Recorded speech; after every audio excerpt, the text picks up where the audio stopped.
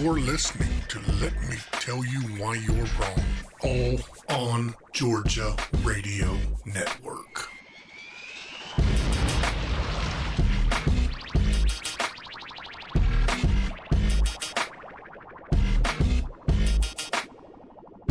Welcome to the Magnum episode 44 of the Let Me Tell You Why You're Wrong podcast. With me as always, the troll of Paulding County, Matt Lowe. What's up?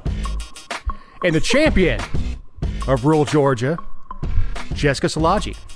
Hello. Good job on 43, guys. Thanks. We missed you. Yes.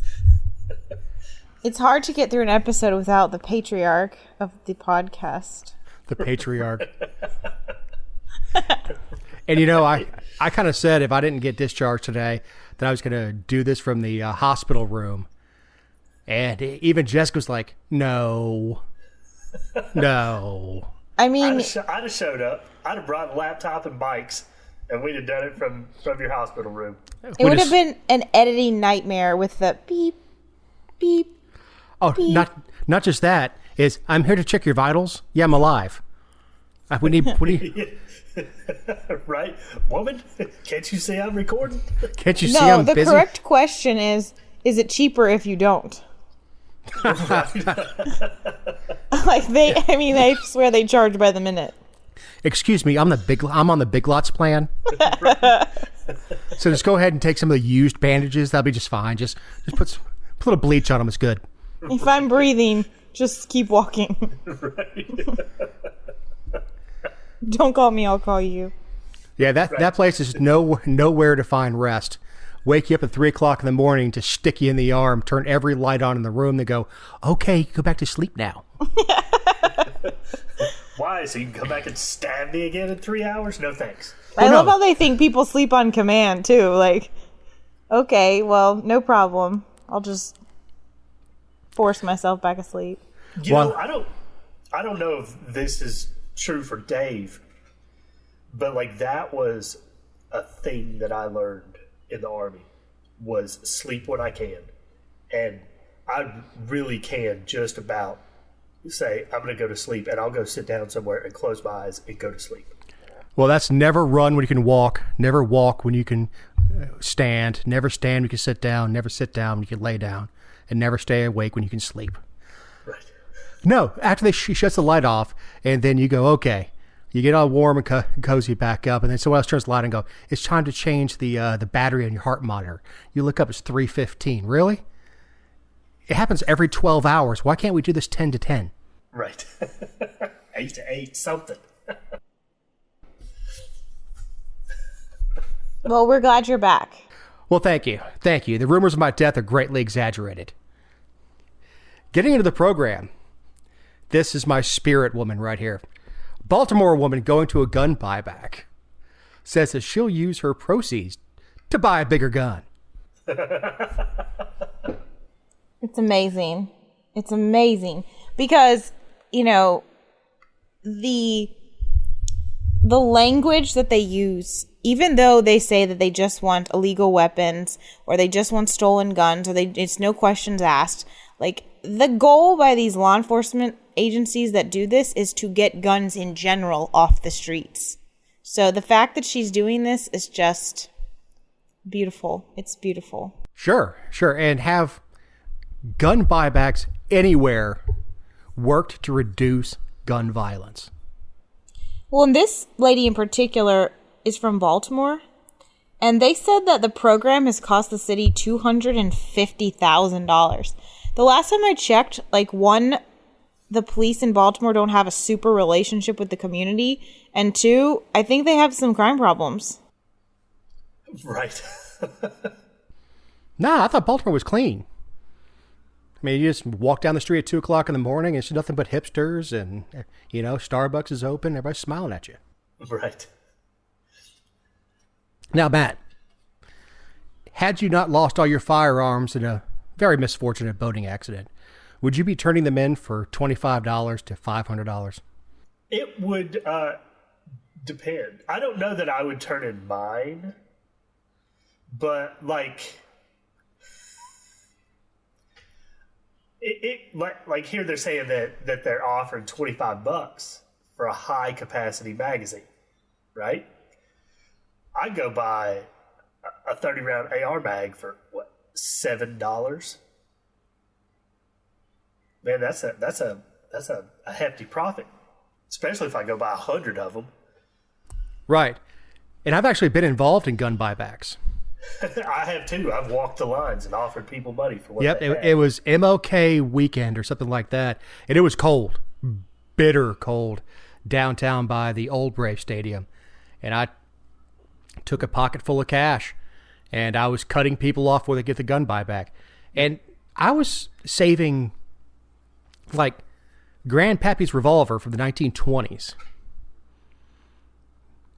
Now, there were some that we went ahead and sent. We would tell them to just go ahead and go up the hill. Like, there was a brand new Beretta. Right. That they're, serial number scratched off. yeah, that they were going to trade for, a $25, like, Walmart gift card. Like, yeah, no, dude, go get your gift card. Right. Don't they legally have to destroy the weapons? I don't know about legally, but that's usually the agreement.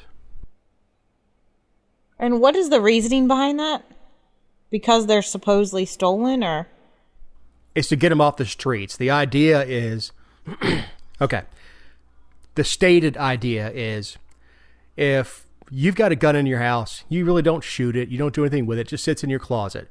Well, what if, a bad guy breaks in and steals that gun? Now you've armed that guy. Well, how about you just bring it to us and we'll give you a $25 gift card for that shotgun, and you can go, buy cigarettes and Slim Jims with it, and we'll take this and make sure that no criminal ever touches it again, besides the city of Atlanta. Right.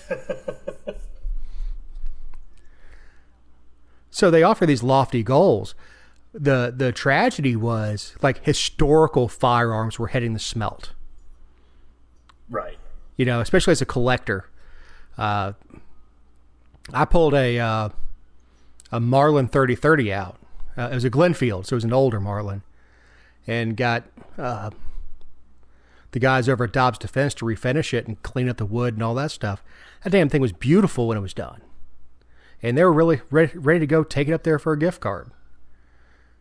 And it's you picked it up for $50 cash too, didn't you? Yeah, whatever it was. Yeah, I was less aggressive just because I'm a less aggressive person by nature.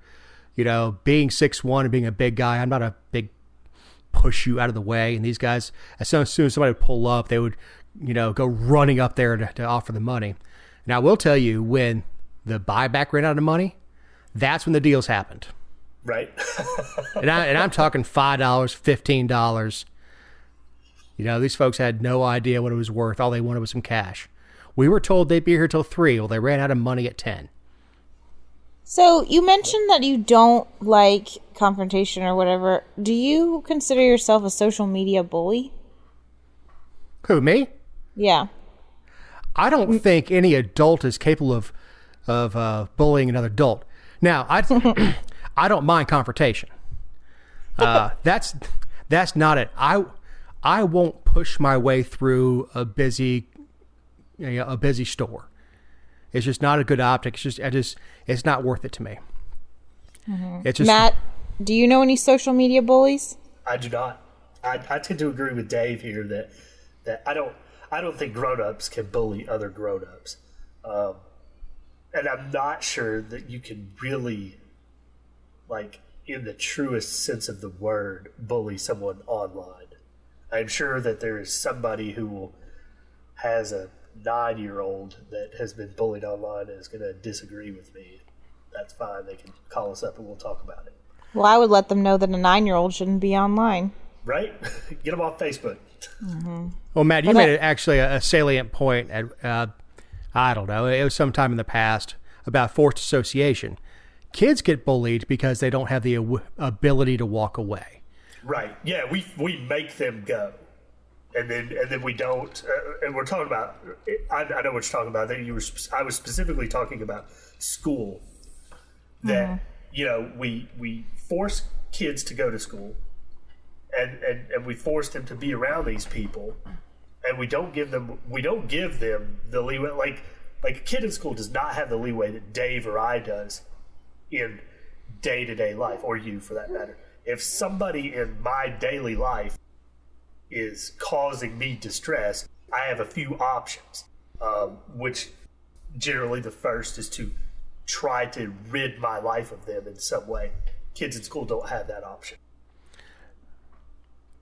They also don't have the option of working things out the way you and I did, which was square off, who's the better man, get up, shake hands, it's over. Right? For sure. Man, what happened to that? I punched a boy in the 3rd grade in the gut because he kept screwing with me. And he never screwed with me again after I punched him. I dropped him to his knees. You understand that was flirting, right? Well, Right, yeah. I didn't like it, so I handled it. Yeah, he interpreted that way different than you meant it. That's the kind of girl I like right there. Right? But no, like even then, they tried to send me to the principal's office and wrote me up, and of course my mom came in and if anyone who's listening knows my mom, they know that she doesn't take any crap, and she ripped it up and sent me back to class. So, but I mean, they don't let you do that anymore. You punch someone, you put your hands on someone, you're suspended. Yeah, and if you're old enough, the cops are called and you go to jail. I've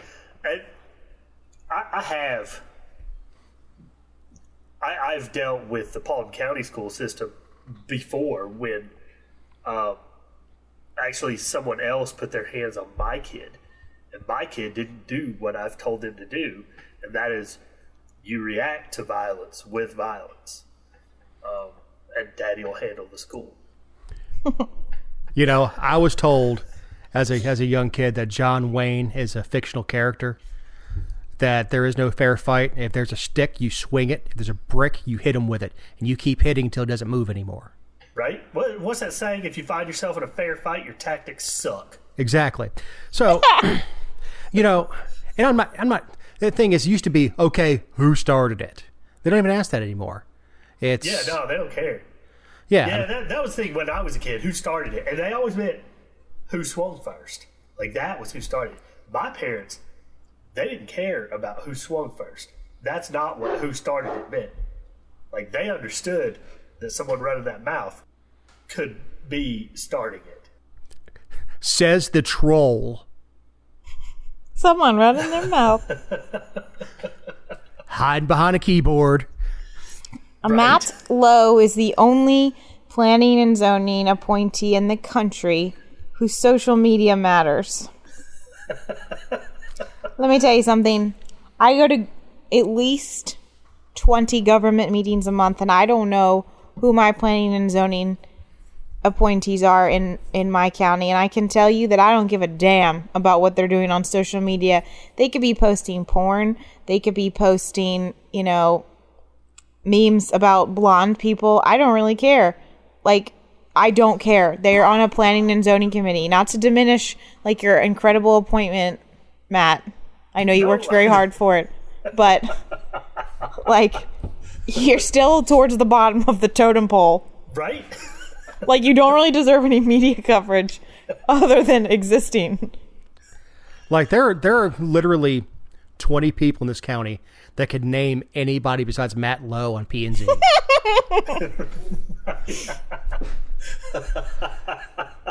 And 4 of them are on P&Z. Yet somehow, Matt's about to make headlines for being a bully. Right. Oh. All right. We veered way off of gun buybacks. So the feds are looking to regulate sports betting. What? The feds want to regulate something? I'm shocked. Irma Gerd. Well, wasn't this delegated to the states? That whole pesky 10th Amendment. Yeah, that was before there was money to be made, I'm sure. You're right. Someone somewhere went, wait a minute. Pump the brakes on that. because there's taxes we can collect here. Yeah, when you were betting 10 shekels on whether Jedediah could run his horse the fastest, the federal government didn't care. Get his barn raised this summer. When it's a $10 billion industry of fantasy football, the feds take notice. Fantasy football. I heard someone call that Dungeons and Dragons for jocks. No, it's Dungeons for Dragons who've actually seen a woman naked.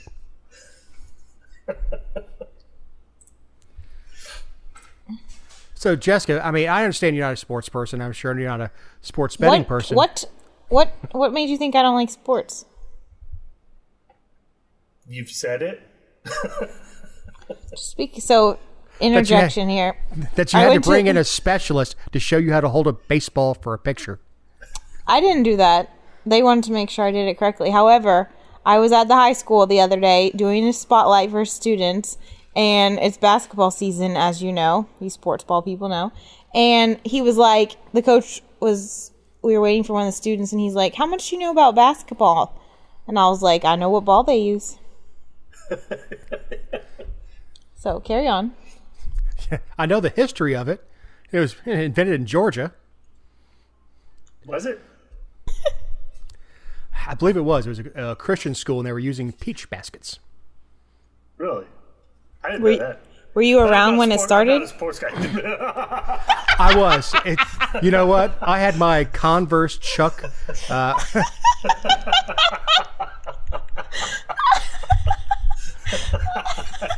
had my Chucks on, my striped socks up to my knee, my shorts that riding between the moose knuckle up to my nipples, and a tank top on.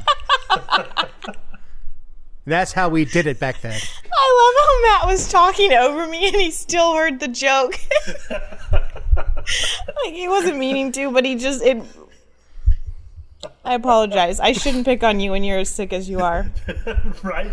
3 hours discharged out of the hospital. Jessica's like, no slack for you. I ran into somebody at Publix after leaving the hospital because I had to get some medication. He goes, oh man, good to see you're out.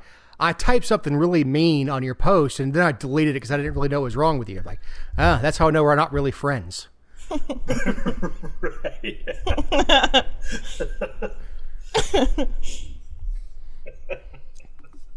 So what year did basketball start? I don't know. I mean, it was a ballpark? Late 1800s. It was an exercise thing. It was Chuck Taylor's I was wearing, by the way. Chuck Taylor's, that's the name of the shoe. Not that has anything to do with anything. The history of basketball began with its invention in 1891 in Springfield, Massachusetts by Canadian physical education instructor James Naismith as a less injury-prone sport than football.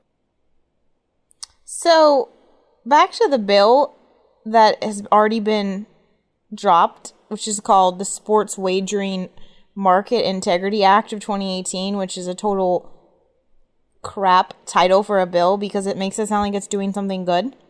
Integrity.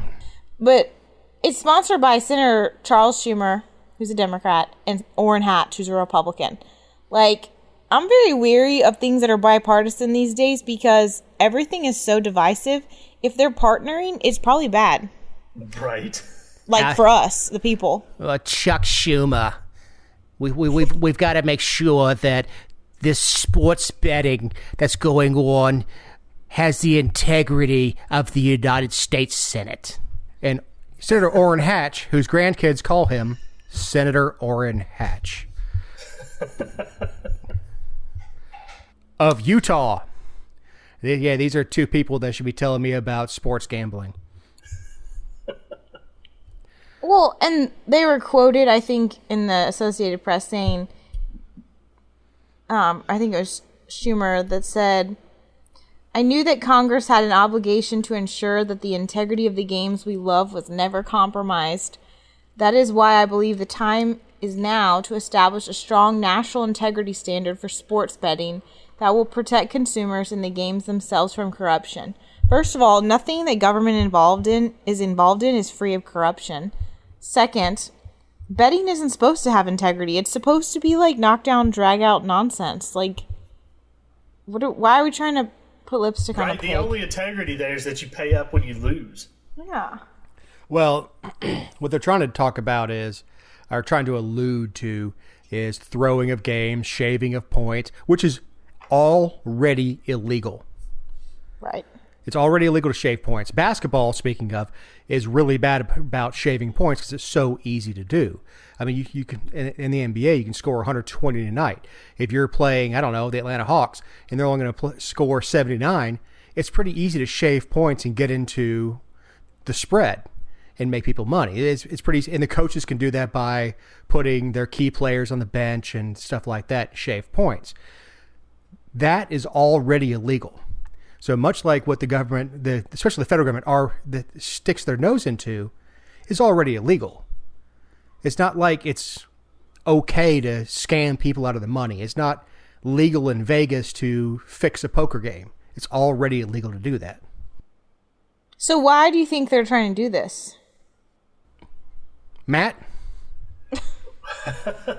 Apparently they want to find a way to pay for programs to address problem gambling. And they're going to use... Oh, okay. We're going that route. Gotcha. They're going to use funding from the betting taxes to pay for it. The Paulette Rakestraw method. Yeah. Survey says, ding, ding, ding. Number one answer, taxes. Right. I'm sure that they're going to have this declared as a public health crisis, just like porn. Where's Chris Severe? The problem they have with porn is it's free. Mm-hmm. So it's a losing. That's a losing thing for them, is it's free. If they could somehow put a quarter tax on it, that's one thing. But if they can get involved in taxing these sports books, or they can get in with these offshore casinos and say, hey, listen, if you want to use the bandwidth of the United States, you're going to pay us a cut. This is tantamount to mafia intimidation. We're going to allow you to continue to operate as you always have, but we're going to take 20%. So do you think that this is, like, we're seeing lots of I don't know, vice taxes on things. Like, do you think that they're almost heading in this direction because they realize that they've about capped out, or they think they've about capped out the income tax? Like, they know we're kind of on the verge of being so tax heavy on our incomes and in our general lives, that they're going after things like this because, yeah, there's a lot of money in it, but, like, I don't bet on sports. So, like, aside from the fact that I think that the government should be involved in it, I don't really care. And they're gonna bank on the fact that not a lot of people care. Right. Well, here's the thing. Yes, that's part of it. Is people are really in tune to what happens to their own paycheck. Now, and I'm going to get into the weeds a little bit with sports betting. You have odds and you have spreads with a game. So let's just say a spread is Team A is a favorite over Team B by this many points, based on, and it's handicapped based on who is betting and how heavy. So when the Sharks, as they're called, start betting heavy on one team, they start moving that spread. And the odds are, if I pick A over B, there's a payback. So if A's a gross favorite, you don't get paid dollar for dollar. So if I bet $1, I make 50 cents if they win. So what this will do effectively, because the bookies are not going to lose money, is they're going to start moving the spreads and start moving the odds as an unseen tax on the people who do this stuff. So yes, it's a play on the ignorance of and the apathy of the American taxpayer. Is, well, it doesn't affect it. I don't see it in my paycheck, therefore it's not happening. It's the same thing that they did with the Rakestraw fuel tax increase. It's not in my, I don't see it directly in my paycheck. It's not happening. Sure. You do it in an off year, and everybody gets upset, and then 12 months later they run for election. Everybody forgets about it because they don't see it directly in their paychecks. It's the same reason that local governments love a splost. There's nothing that a county government loves more than a splost, because your county taxes come to you every year, and it's a subject of conversation. Do you see what those SOBs did to our taxes? But when they say, hey, it's just a penny, don't you love puppies and rainbows and unicorns and sunshine, doggone it? No.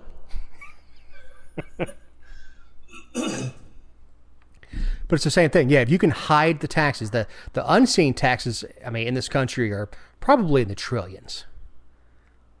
Right. Everybody loves to say, well, raise taxes on corporations. Who do you think pays your salary, dipshit? Where do you think that money goes? So. Oh wow! Did you see here? I'm sorry. I'm scanning through this article here that it's going to allow betting on the Olympics and college sports. That's not new. Now, I know it's not new, but like when it's out in the open and very legal, you think that's going to change things?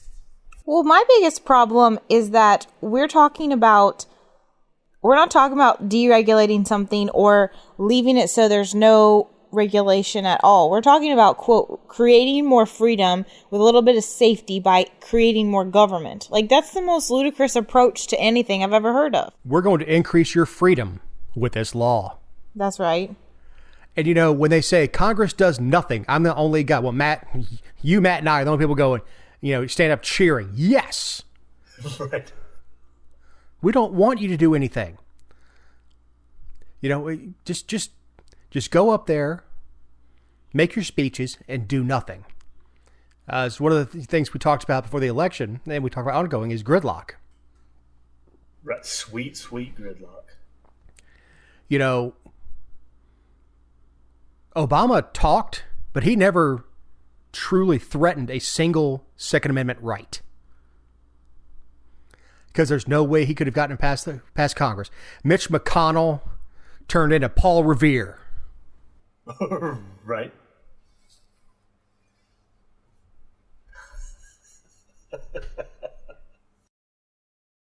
And then as soon as you put an R after the name, we get the repeat of 86. And that's like, oh, well, as long as it's a conservative, it must be okay to trample the rights of the people. Right. Well, it's kind of like this bump stock ban. Man, there's no way. Like, the NRA backed this with Trump in office. If Hillary would have been in office, they would have spent $1 billion fighting it. If Hillary was in office, you and I would know a couple other millionaires who are in the gun business because of all the panic buying. Right. Well, Jessica, you wrote about the a couple things that happened to kind of come together on this one, which is tribal politics and the proposed rule change on bump stocks. So, there's so many different angles to the actual problem of the rule, like from everything from executive order to overreach to it being an inanimate object and all these other things that shouldn't even be regulated by the ATF, but whatever. But my thing is that it has to do with guns, and the Republicans are silent. Like, stand the F up. If you're a Republican and you're not going to stand for every aspect of gun rights, GTFO. Regardless of who occupies 1600 Pennsylvania Avenue. Right. It makes me sick. And then, there's all these people on social media talking about, well, nunchucks are protected under the Second Amendment right now based on that federal court ruling. Okay, well, nunchucks don't resemble a firearm. Nunchucks are not a weapon. They were invented by Bruce Lee to demonstrate how fast his hands were. Why are we simultaneously having this conversation about nunchucks and bump stocks as if they're not similar? Okay. And I know our listeners are smarter than the average bear. What a bump stock is. It's a loose fitting piece of plastic that goes behind the tube on typically an AR-15 with a spring, and it allows the firearm itself to slide within it, which is why it's called a slide fire. And when it slides within it, it depresses the firing mechanism faster. The same effect is commonly gotten by use of belt loop and rubber band. Plus, there are some guys who are just really, really good at bump firing that can just do it with their finger. Yeah, it uses the recoil of the gun itself to depress the trigger mechanism against your finger, which is held stationary by the design of the stock. Right. The National Firearms Act defines a machine gun as a mechanical action that fires more than one projectile per pull of the trigger. So in the past, there are things like lightning links that kind of disable the safety and disable the semi-function that turn a semi-fire into a machine gun, and that changes the function of the firearm. What a bump fire stock does, it does not change the function of the firearm, regardless of what they say it happens. Or they say was the idea to skirt the law. Now, Jessica, this is the important part. Slide fire, when they invented this thing, went to the ATF and asked permission and got a letter from the ATF that says, yes, that is absolutely legal, and no, it does not convert the firearm into a machine gun. It does not violate the National Firearms Act. But again, my point is, if you are going to praise the fact that nunchucks are not regulated or they are protected, why are you silent on bump stocks? You know what really I think it is? Because most people, look, bump stocks are, frankly, they're a little gimmicky. I don't own one. I thought they were ridiculously expensive for what they were. And like, it's a novelty thing. And people are like, that's how they're looking at it, is, it's a novelty. Who really needs it? Like I'm like in some of the hunting and even some of the gun groups that I'm in, I'm seeing people say, you don't really need it, so it doesn't matter. And, of course, that was the argument in 86, was who needs a machine gun? Right. And, of course, I do. In 1775, that's the same argument the British used, is who needs these sort of munitions. Look, it's the big thing I have with it is the ATF gave permission. They blessed it. This is fine. This is the proper. You can use this. This is a fine accessory to put on your AR-15. And now, through executive order, they're going to revoke that permission. Now, we're violating ex post facto at this point, and saying that is now a piece of trash. Destroy it or turn it in. Yeah, but see here, look, man, this ain't the first time they've done that. They did that to the arm braces. They tried. Well, they did it. Then they said no, and then there was a gap, and then I guess the legal challenge came, and they reversed the decision. Okay, what happened with the arm braces was the ATF gave permission for them, And then they decided that a bunch of yahoos got on YouTube going, hey, look at this. It looks like an SBR, but it ain't. And the ATF took notice and said, hey, listen, if you shoulder an arm brace, it becomes an SBR, which would have been, again, a groundbreaking legal decision to say that an item is defined by its use. So if you have a stapler and you do anything other than, and you use it as a hammer to put a tack in. Drive a nail. Yeah, it's now a hammer. And as somebody who's used screwdrivers to drive nails and everything else. But to say that an item's temporary use defines its existence would be such a departure from everything from 200 years of case law. And the ATF backed off of that one. What worries me is not this particular. I really think this challenge is going to take care of it. It'll get knocked down. Right. This is Trump being Trump. This is Trump being the grandfather from Brooklyn going, we got to get rid of these dangerous things. Even though I will say, I would much rather you have a bump fire stock from 800 yards away, 10 stories up, shooting at me, than one shot, one kill on a steady platform. Right. Because you can't hit a damn thing when your sights are moving. When we say the whole gun's moving, your sight picture's moving. You don't know what you're hitting. You're just burning ammo. So to say that this makes AR-15s more deadly, no. Somebody up there with proper training who can pick out one shot, one kill would have been far more dangerous in that particular instance. Right.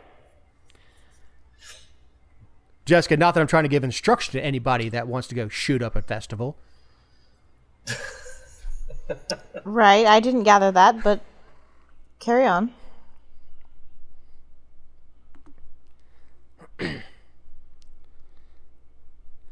But it's going to be interesting to see what happens. What I'm really worried about is the repercussions down the road. The precedent that this sets, if right. It carries. Right, because the guy with the R after his name. Right. Just like they've done at the state level for the past decade. Oh, absolutely.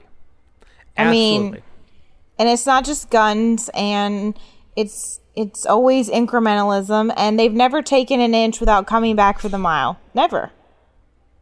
Right. Well, it also makes these very contentious Supreme Court nominations it really does. It legitimately makes them that much more important, because if the president's going to do this and he's going to sidestep the Congress, who's clearly not going to do their job, and we're going to look to the Supreme Court, we're ultimately going to end up with things happening, and then all of our laws will just be mandated through judicial action from the SCOTUS. Can you imagine the Kavanaugh confirmation if he said, if it came down to, no, I think that Congress and the executive branch often act outside the rule of law, and they need to be reined in. They'd be like, okay, all right, we're cool with the rape accusations. You're not going to reel us in. We're going to send you packing. Right. But that's, and I know this is what, Jessica, you hate about national politics, is everybody's it gets entrenched on their sides, if I can speak, and they're not going, they just don't budge, and then we get the second coming of Jimmy Carter up there, who's going to reach across the aisle on what he thinks is unimportant to everybody else. When you elect somebody that has no closely held beliefs. Now, we knew this about Trump, and it is what has made him a great businessman, is that his beliefs are fluid. He is willing to give and take. Now, when he gives what you don't care about and takes what you want, he's a genius. But when he gives away something you care about, he's a tyrant. Right. Mm-hmm. And that's the problem with tribal politics, is no one is I say no one. Obviously, the three of us, the listeners to this program, are able to step back and go, what the hell, man? and we were the same people before the election going, y'all need to be careful what you wish for. This guy's a statist. Right. Like, you guys need to read his book when he mentions gun control. Like, have you read what he said? Like, have you taken him at his own words? Right. And, and that was those of us who were, kind of screaming before that. And of course, no one's going to recognize that in 2 years. We'll all be kooks again. Right. Now, Matthew, I'm going to kind of hand this off to you. Not before I say these opinions are ours and not necessarily those of All on Georgia. However, if you don't agree with me, you're wrong. Now, of course, as this episode drops, it is Christmas Eve. And we would be remiss without recognizing how much we appreciate all of you and the things that we'll be doing tomorrow with our families. Jessica, what is Christmas Day like for you? Well, I wasn't really ready to answer that question. Okay, I wake up. I'll jump in. I drink a half a pint of vodka. Look around at my solitary life. Smoke a half a pack of Luckies. Hop on a Tinder to see who's left. Yeah. So, my Christmas, the way that it usually works out, is one of my 7 kids wakes up at some ridiculous hour, like 5 a.m. or something. I have instituted a new rule this year that the last kid out of bed gets to open the first present. Aren't you the shrewd one? Right?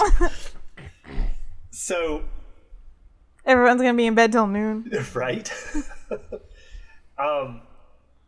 So what happens is the kids usually get up and they go make coffee and whatever breakfast thing we have going for that morning. Usually it's sausage balls. And then they'll come wake my wife and I up. And like by bringing our coffee, and they're like, hey, it's time to get up. And so we'll get up, have our coffee, and sit there drinking our coffee while the kids are going through and open their presents. And then they typically get dressed, and we head over to my mother-in-law's house, where they have like this whole second Christmas, because like she goes all out. Like it's like nothing I've ever seen from grandma when it comes to presents and whatnot. And we end up eating lunch, and sometimes we stay late enough for dinner because Martha and I are lazy parents, and we're like, crap, if they can eat dinner here, then we'll go home and go to bed.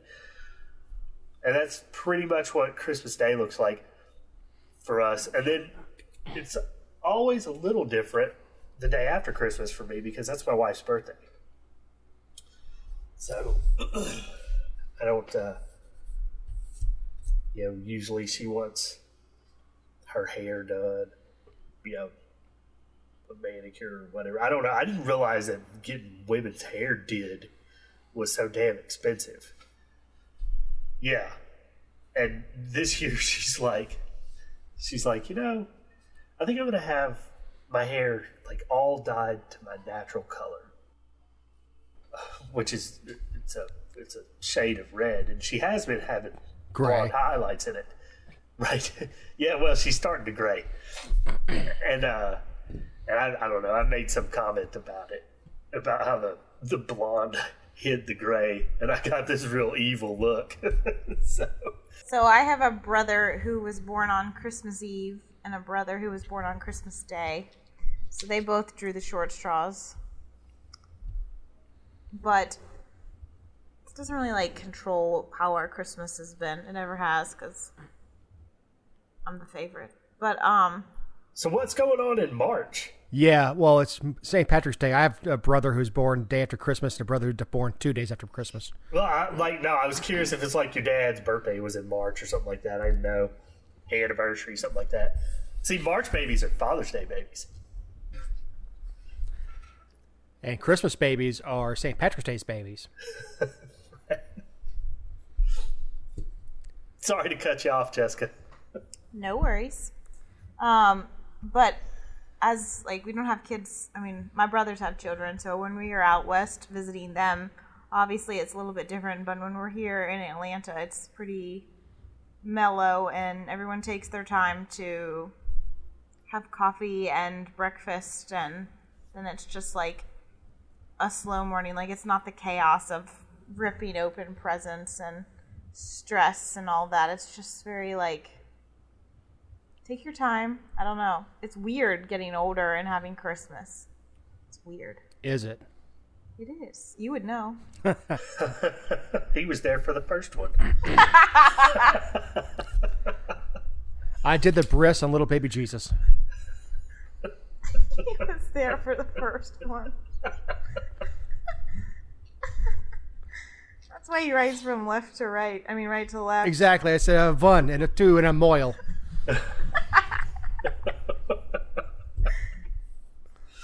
Dave, how do you spend your Christmas? Well, we've got my godsons are 5 years old. They're twins. They're my nephews, and they live 10 minutes away. So we get up ungodly early, go over there because we're there when they go to bed at night. And we're there when they wake up. And last year, little turds slept till like 8:30 after we were there at 5, waiting for them to come downstairs. And I don't know if I've stated this before, but I'm Irish. So at 5 o'clock, it's Bailey's and coffee. By like 6:30, it's mimosas for the girls. Or for my brother and I, it's vodka mimosas. Screwdrivers. And then we do our Christmas for them. And we'll throw a prime rib on the egg and cook and hang out. But it's just a good time spent with family. My older brother will come up with his son and you know, his family, and they'll come up for a little while. And my parents are in town from Lower Alabama. And my little brother's in-laws will be in town. It'll be a big to-do, you know, starting off with, Christmas Eve with a big lasagna and stuff like that. You know, I'm very fortunate not having kids to be able to get some of that experience through having my younger brother's twins so close to where we are. And I have other nieces and nephews, but they're always so far. But to be able to have kind of experience their stuff through their eyes and, you know, and go and visit them at their school for their holiday stuff and all that stuff. So do either of y'all have like, I don't know, like I don't want to say weird, but maybe an interesting Christmas tradition? I'll give you an example. One of ours, and it's something that we did as parents. And actually this year is the first year that we haven't done it. And that is the first night that the tree is up and lit. We all, like as a family, sleep under it. Like we make a big pallet on the floor and we sleep with the Christmas tree. So you have a house. Right. And a bed. Correct. And you said, we're going to go sleep under this tree in our house and forsake our bed. Yes. Man, the kids love that crap, though. Yeah, because you got the tree all lit up and sleep with it like that. They love it. How about you, Jessica? I can't say that I do anything like that. I will always pick the bed over the floor. Well, we let the kids open one present on Christmas Eve. Sure, that's normal. Just because they're hard to contain at that point. I will tell you, as a kid, and Jessica, you won't get this, but I got the G.I. Joe aircraft carrier one year. No, I hate your guts. I know, my little brother and I got it. I swear to God, Santa could give you a 4-letter serenade that night because my father was setting it up. My father and an uncle and my older brother, who's 10 years my senior, were trying to set this 6-foot-long, intricate piece of toy equipment together with moving elevators and everything else. And I didn't know Santa knew the F word until that Christmas. What kind of cookies did you leave for Santa? Pot cookies. No, sugar cookies, whatever. Probably my parents didn't like, or my parents did like, because they'd have to eat it. Matt? Yeah, we use chocolate chip cookies, milk. Now I ruined Christmas. I got up, I don't know, 2 or 3 o'clock in the morning, and being the little do-gooder that I was, I saw that the oven was on. Well, the oven's not supposed to be on in the middle of the night, and turned it off, went back to bed. Well, the damn turkey was in there.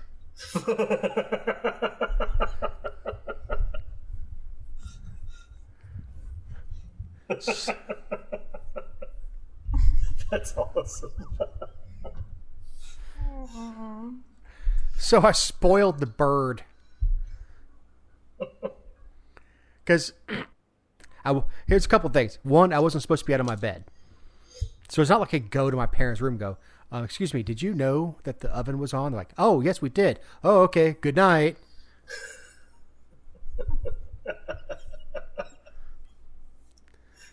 So I was like, okay, well, it's between burning down or getting my ass whooped. I'll go ahead and turn it off.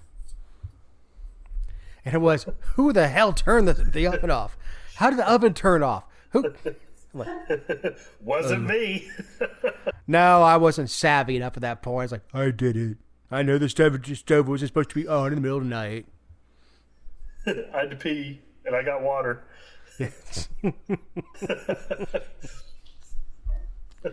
Dave ruins everything. My kids turn into dehydrated people at bedtime. They drink 9 gallons of water. Have you ever read Go the F to Sleep? No. Oh yeah. There's a reading by Samuel L. Jackson that is awesome. And it's and I heard from the author, it's not a parent cussing at his kid. It is a parent internalizing the struggle with no, you don't need any more water. No, you don't need to go to the bathroom. Go the F to sleep. And done by Samuel L. Jackson, it is just awesome. Yeah, it is. Well, kiddos, we're going to be a little short this week, but next week we will have the leftover show, and we will be mixing in some of the answers to your questions. And to answer C. Roberts, how did Dave get so sexy?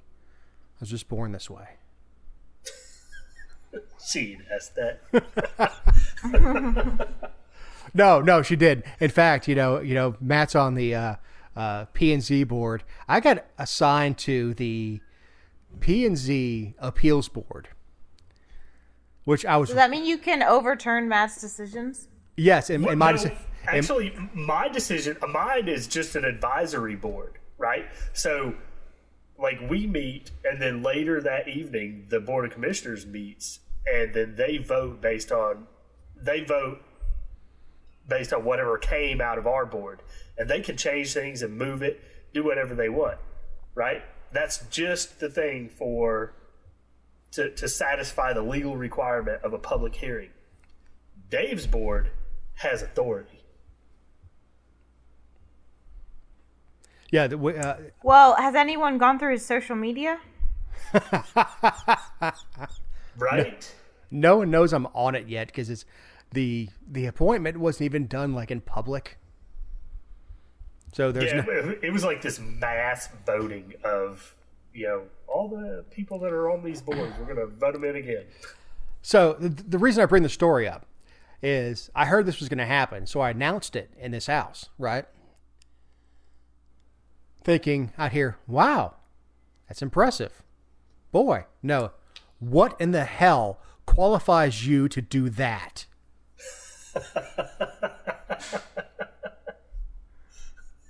I don't know. They seem to think I'm smart. That's awesome. So, any other thoughts, guys? I don't think so. Just Merry Christmas.